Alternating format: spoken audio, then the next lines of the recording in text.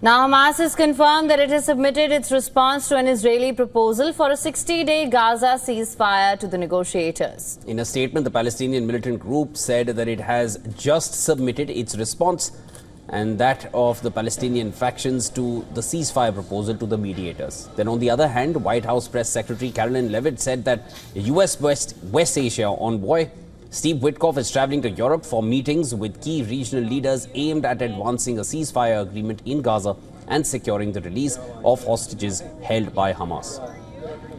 Now, according to Axios, Witkoff is expected to arrive in Rome today for meetings with Israeli Minister of Strategic Affairs Ron Dermer and a senior Qatari official. If talks progress, he could travel on to Doha later in the week in a push to finalize a deal.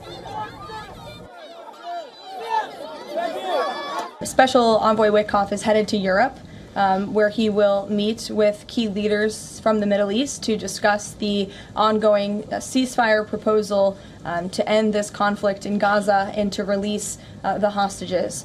These are very sensitive negotiations that are currently taking place. With no let-up in deadly Israeli strikes across the territory, getting aid to more than 2 million people who need it has become a key issue in the conflict. And doctors, aid agencies have reported increasing cases of malnutrition and starvation. The humanitarian organizations said in a joint statement that warehouses with tons of supplies were sitting untouched while people were trapped in a cycle of hope and heartbreak, waiting for assistance and ceasefire.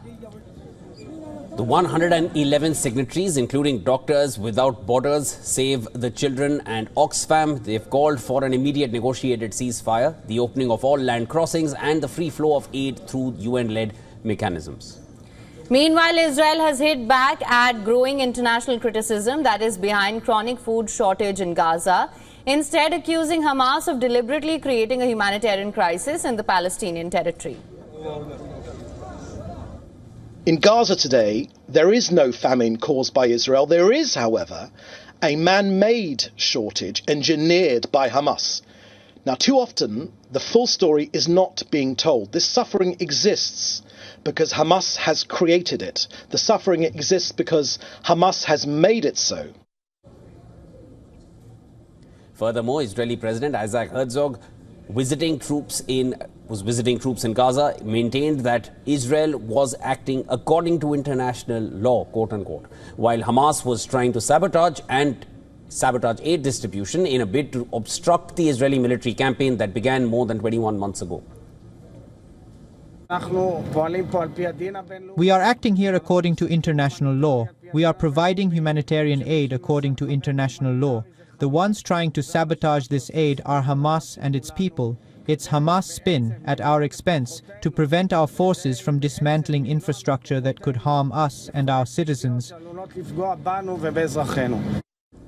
In other developments, more than 70 Israeli lawmakers passed a motion urging the government to impose sovereignty over the West Bank, though the symbolic move does not affect the Palestinian territory's legal status. Turkey has branded it as an illegitimate and provocative gesture aimed at undermining peace efforts.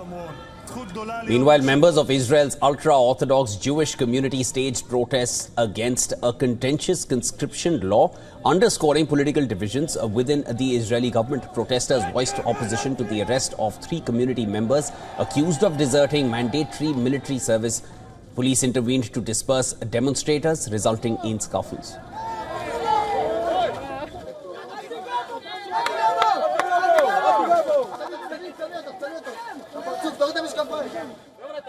Gracias.